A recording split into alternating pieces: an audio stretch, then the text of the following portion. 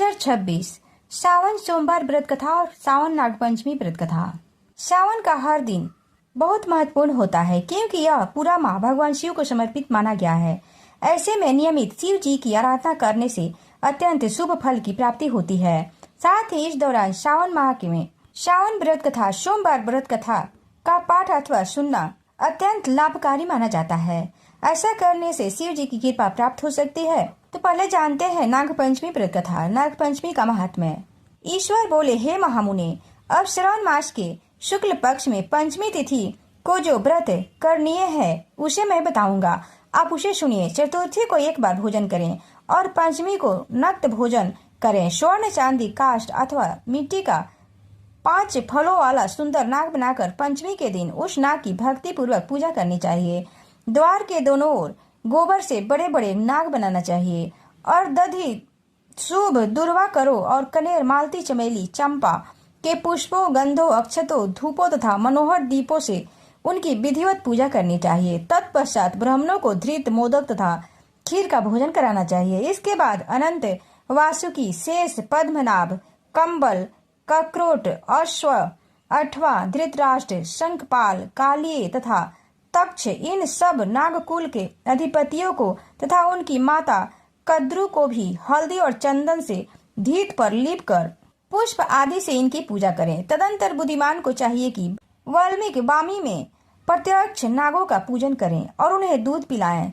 धृत तथा शर्करा मिश्रित पर्याप्त दूध उन्हें अर्पित करें। उस दिन व्यक्ति लोहे के पात्र में पूरी आदि न बनाए। नैवेद्य के लिए गोधूम तथा पायस भक्ति पूर्वक अर्पण करें। भुने हुए चने धान का लावा तथा जौ सर्पों को अर्पण करना चाहिए और स्वयं भी उन्हें ग्रहण करना चाहिए। बालकों को भी यही खिलाना चाहिए, इससे उनके दांत दृढ़ होते हैं। वाल्मीकि के पास श्रृंगार आदि से युक्त स्त्रियों को गायन तथा वादन करना चाहिए और महान उत्सव मनाना चाहिए। इस विधि से व्रत करने पर सर्प से कभी भी भय नहीं होता है। हे विप्र, मैं लोगों के हित की कामना से आपसे कुछ और भी कहूँगा। हे महामुने, आप उसे सुनिए। हे वत्स, नाग के द्वारा डसा गया मनुष्य मृत्यु प्राप्त करके अधोगति को प्राप्त होता है और अधोगति में पहुंचकर वह तामसी सर्प होता है, इसमें संदेह नहीं है। पूर्वोक्त विधि से एक भुक्ता आदि समस्त कृत्यों करें और ब्राह्मणों से नाग निर्माण तथा पूजन आदि आदर पूर्वक कराएं। इस प्रकार 12 मासों में प्रत्येक मास के शुक्ल पक्ष की पंचमी तिथि को इस व्रत का अनुष्ठान करें और वर्ष भर के पूर्ण होने पर नागों के निमित्त ब्राह्मणों तथा सन्यासी को भोजन कराएं। किसी पुराण ज्ञाता ब्राह्मण को रत्न जटित स्वर्णमय नाग और सभी उपस्करों से युक्त तथा बछड़ों सहित गौ प्रदान करें। दान के समय सर्वव्यापी सर्वगामी सब कुछ प्रदान करने वाले अनंत नारायण का स्मरण करते हुए यह कहना चाहिए, हे गोविंद, मेरे कुल में जो भी लोग सर्व से दंशित होकर अधोगति को प्राप्त हुए हैं वे मेरे द्वारा किए गए व्रत तथा दान से मुक्त हो जाएं। ऐसा उच्चारण करके अक्षत युग तथा श्वेत चंदन मिश्रित जल वासुदेव के समक्ष भक्ति पूर्वक जल में छोड़ दें। हे महामुनि, इस विधि से व्रत करने पर उनके कुल में जो भी लोग सर्प के काटने से भविष्य में मृत्यु को प्राप्त होंगे अथवा वे मर चुके हैं अथवा पूर्व में मर चुके हैं वे स्वर्गागति प्राप्त करेंगे। साथ ही हे कुल नंदन, इस विधि से व्रत करने वाला अपने सभी वंशजों का उद्धार करके अप्सराओं के द्वारा सेवित होता है, शिव सानिध्य प्राप्त करता है। जो मनुष्य पीत साठ से रहित होता है वही इस व्रत का संपूर्ण फल प्राप्त करता है। जो लोग शुक्ल पक्ष की सभी पंचमी तिथियों में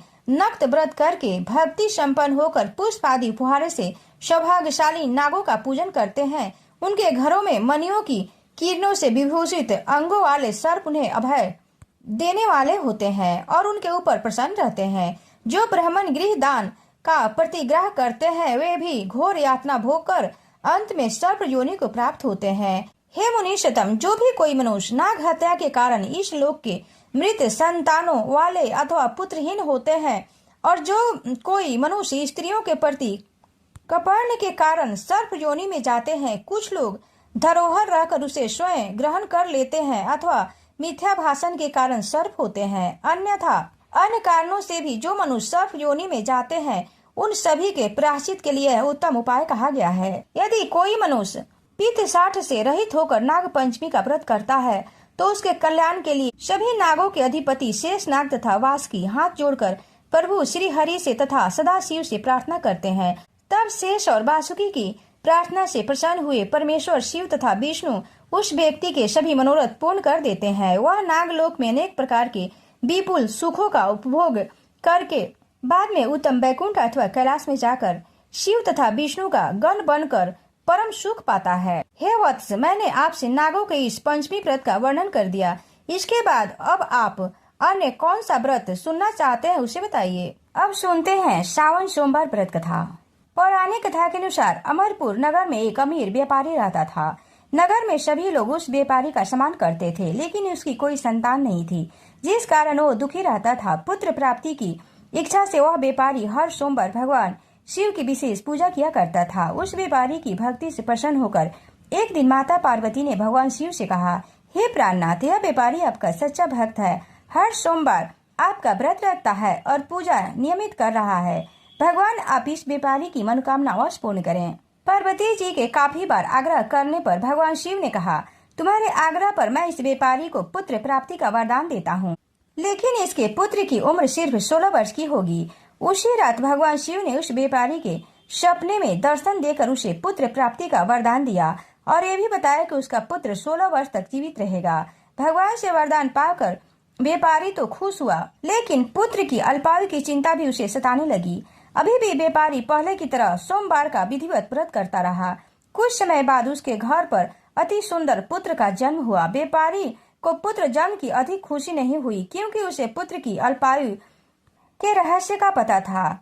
जब उस व्यापारी का पुत्र 12 वर्ष का हुआ तो शिक्षा के लिए उसने वाराणसी भेजने का निश्चय किया। व्यापारी ने अमर के मामा को बुलाया और कहा कि अमर को शिक्षा प्राप्त करने के लिए वाराणसी छोड़ आओ और रास्ते में जहाँ भी विश्राम के लिए ठहरना वहीं यज्ञ करते और ब्राह्मणों को भोजन कराते जाना।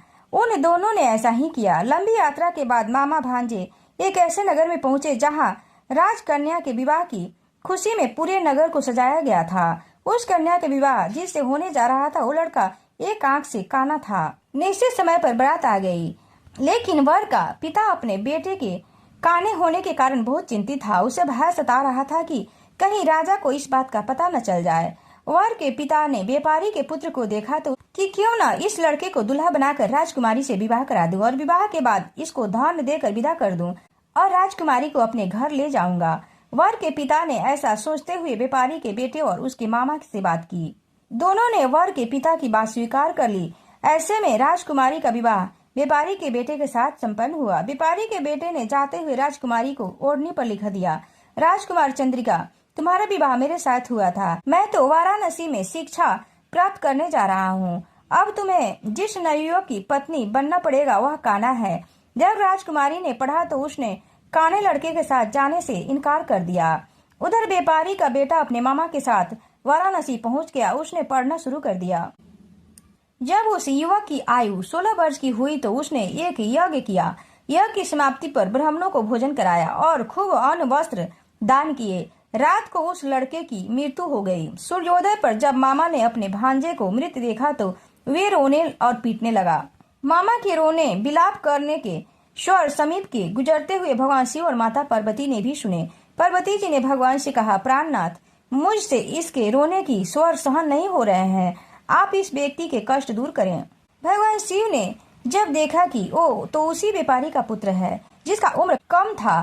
भगवान शिव ने देखा कि वो तो उसी व्यापारी का पुत्र है जिसका उम्र कम थी, तो वे पार्वती जी से बोले, पार्वती, यह तो उसी व्यापारी का पुत्र है। मैंने इसे 16 वर्ष की आयु का वरदान दिया था, इसकी आयु तो पूरी हो गई है। पार्वती जी ने कहा, भगवान शिव से निवेदन किया, हे प्राणनाथ, आप इस लड़के को जीवित करें, नहीं तो इसके माता पिता भी पुत्र की मृत्यु का समाचार सुनकर अपने प्राणों को त्याग देंगे।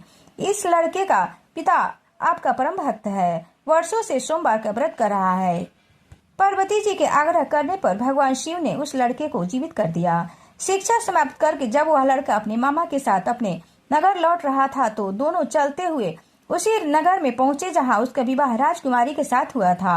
उस नगर में भी उसने यज्ञ का आयोजन किया। उस नगर के राजा ने तुरंत उसे पहचान लिया। यज्ञ समाप्त होने पर राजा व्यापारी के बेटे और उसके मामा को महल में ले आए और उन्हें बहुत सा धन वस्त्र देकर राजकुमारी को विदा कर दिया। लड़के के मामा ने नगर में पहुंचते ही एक दूत को घर भेजकर अपने आगमन की सूचना भेजी। बेटे को जीवित वापस लौटने की सूचना से व्यापारी बहुत प्रसन्न हुआ। व्यापारी और उसकी पत्नी ने स्वयं को एक कमरे में बंद कर रखा था। भूखे प्यासे रहकर वो दोनों अपने बेटे की प्रतीक्षा कर रहे थे। उन्होंने प्रतिज्ञा कर रखी थी कि यदि उन्हें अपने बेटे की मृत्यु का समाचार मिला तो वे दोनों प्राण त्याग देंगे।